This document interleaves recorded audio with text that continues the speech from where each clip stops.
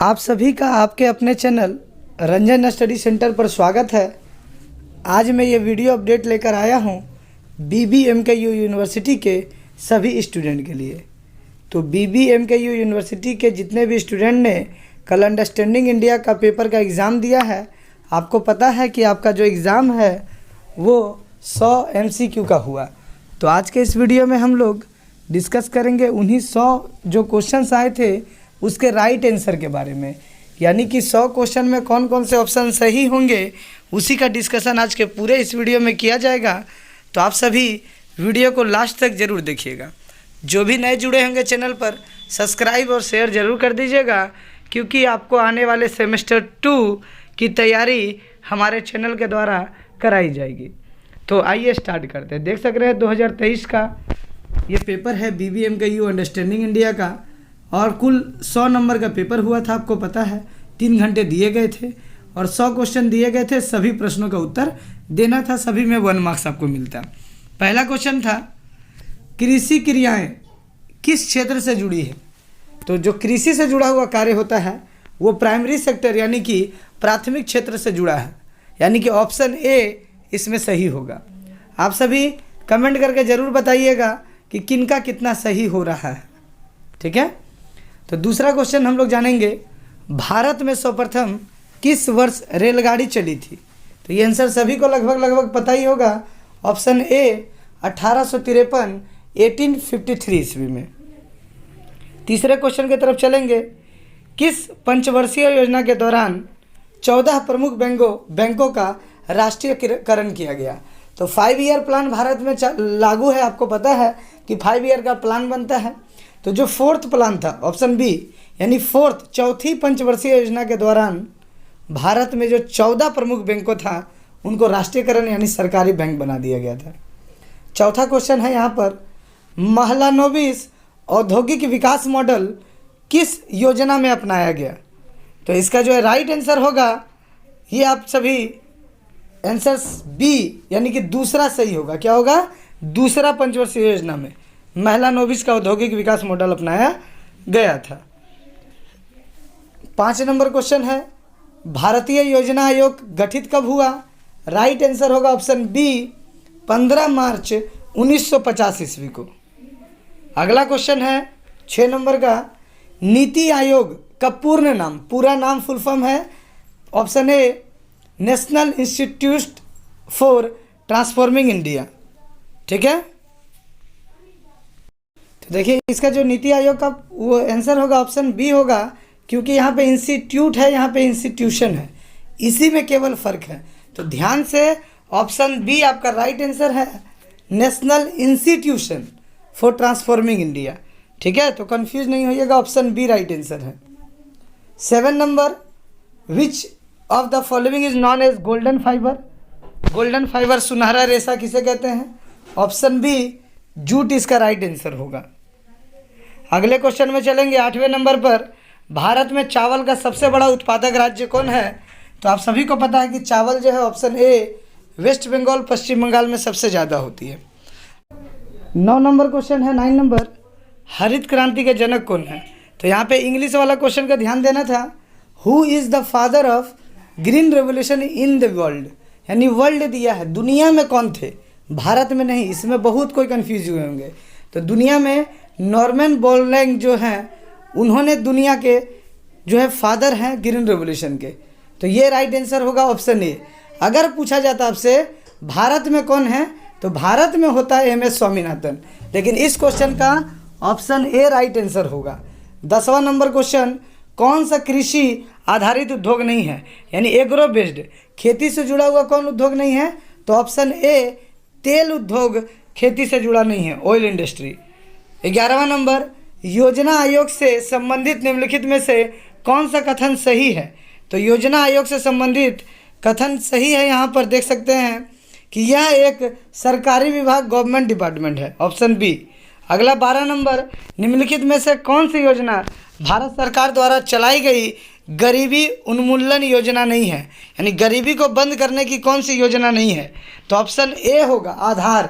आधार जो है लोगों को पहचान पत्र देने का योजना है, इससे गरीबी नहीं दूर हो रही है।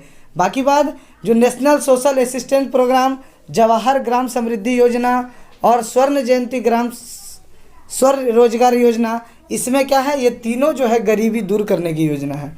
ऑप्शन ए होगा, ये नहीं है।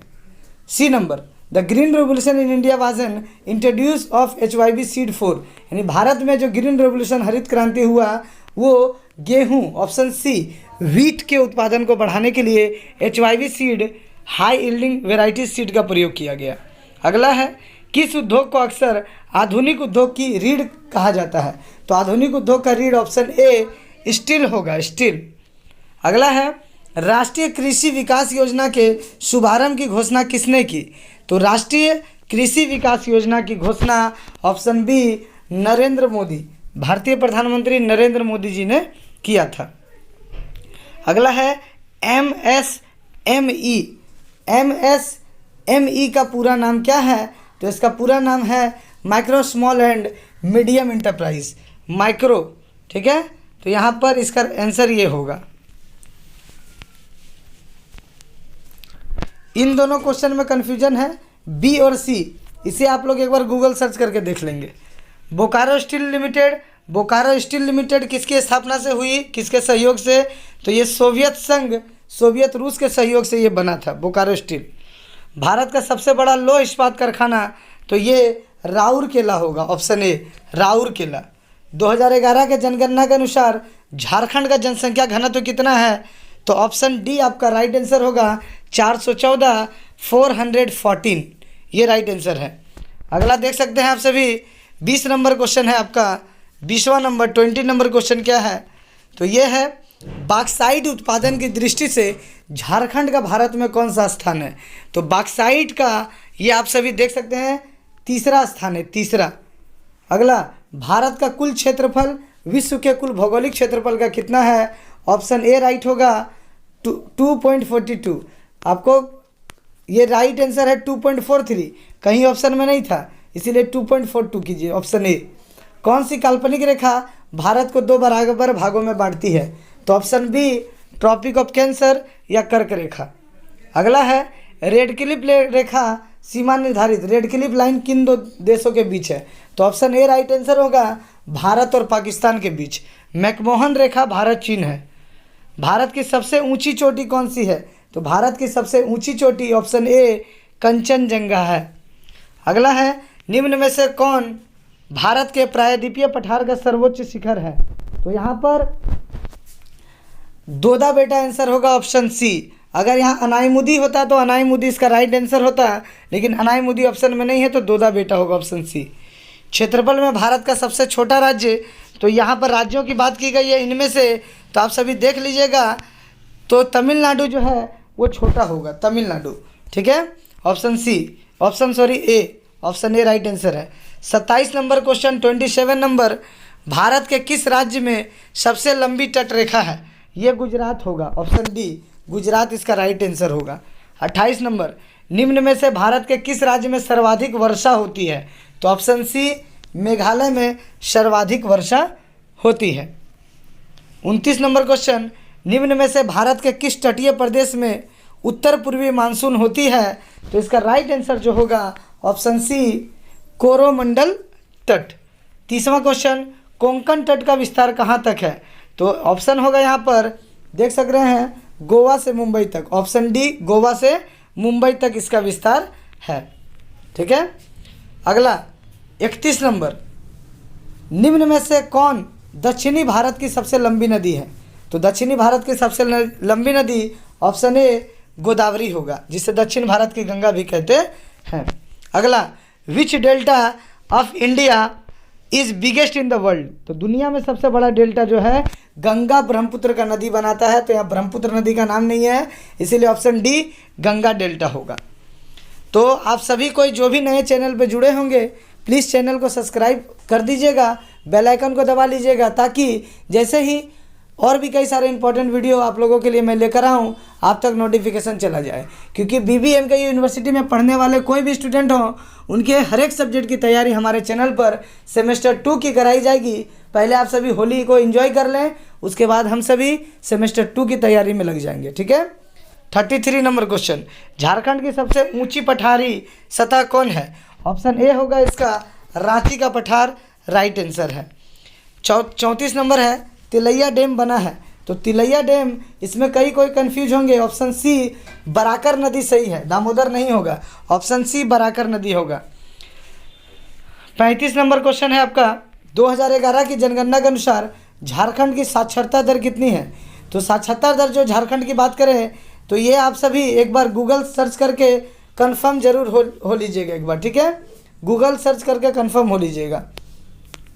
अगला है 36, तोपा पांची अभयारण्य, तो इसका राइट आंसर होगा तोपा चाची अभयारण्य जो है उसकी स्थापना ऑप्शन डी 1978 ईस्वी में हुई। 37 नंबर, निम्न में से कौन झारखंड की उपराजधानी है? तो ऑप्शन डी राइट आंसर होगा। जो दुमका है वो झारखंड की उपराजधानी मानी जाती है और राजधानी झारखंड की रांची है, उपराजधानी दुमका है, छोटी राजधानी। अगला है, जनजातीय जनसंख्या के आधार पर झारखंड की द्वितीय सबसे बड़ी जाति, तो झारखंड की जो द्वितीय सबसे बड़ी जाति है ऑप्शन बी ओरांव या उरांव जो है राइट आंसर होगा इसका। 39 नंबर क्वेश्चन, झारखंड के निम्न जिलों में से कहाँ सर्वाधिक वन पाए जाते हैं? तो यहाँ पर ऑप्शन, इसमें कई सारा कन्फ्यूजन देखा गया है, कहीं हजारीबाग लिखा हुआ है आंसर, कहीं चतरा है, तो इसे आप लोग देख लीजिएगा। झारखंड में मान्यता प्राप्त जनजातियों की कुल संख्या, तो जो सही आंसर बिल्कुल सटीक में कंफर्म हो वो बता रहा हूँ आपको, और जिनमें कन्फ्यूजन है वो मैं क्लियर कह दे रहा हूँ आपको। तो 40 नंबर क्वेश्चन का आंसर ऑप्शन डी 32 जनजातियाँ। बौद्ध धर्म के संस्थापक, तो ये सभी को पता है, ऑप्शन ए गौतम बुद्ध बौद्ध धर्म के संस्थापक थे। हाथी गुफा अभिलेख किसके शासनकाल में किस शासक से संबंधित है? तो ये खारवेल से संबंधित, ऑप्शन सी। अगला है, कर्मा या कर्मा पर्व किस राज्य से जुड़ा है? तो जाहिर सा बात है झारखंड के सिलेबस में झारखंड ही होगा, ऑप्शन डी झारखंड राज्य से जुड़ा है। दिसोम गुरु के नाम से कौन प्रसिद्ध हैं? तो ऑप्शन सी होगा शिबू सोरेन जी, जो कि झारखंड आंदोलन के सबसे प्रसिद्ध नेता हैं और इन्होंने अपना लगभग 40 साल का करियर झारखंड के आंदोलन में दे दिया।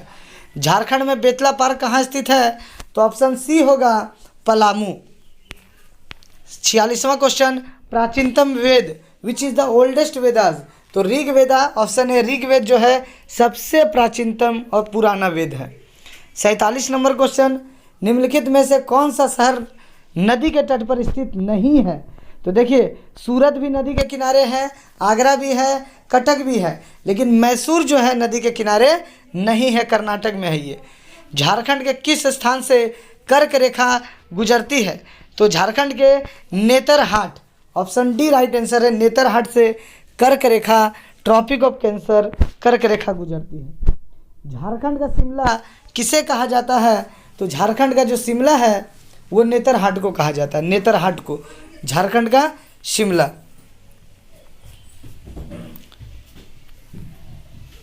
और ये आपका जो कर्क रेखा वाला आंसर होगा वो आपका रांची ही होगा, ठीक है, वो देख लीजिएगा।